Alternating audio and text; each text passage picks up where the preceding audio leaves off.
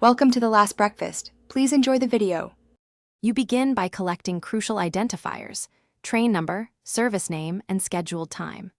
Open the official railway app or a trusted tracker now, and make sure your device location and notifications are enabled so live data can update. Enter the train number or route. This focuses the feed and avoids unrelated services. Once done, record the nearest station code and platform shown, because that anchors subsequent position reports. You're ready to follow moving updates in real time. Now you interpret the live feed. Look at the last reported GPS location and its timestamp. That tells you how fresh the data is, and the distance to the next station reveals progress. Compare the timetable versus current delay figures and any speed or halt indicators, because those explain why the train is early or late.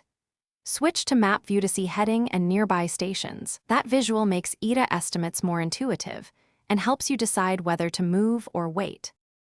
Finish by confirming the position against official announcements and platform displays. This avoids relying on a single feed.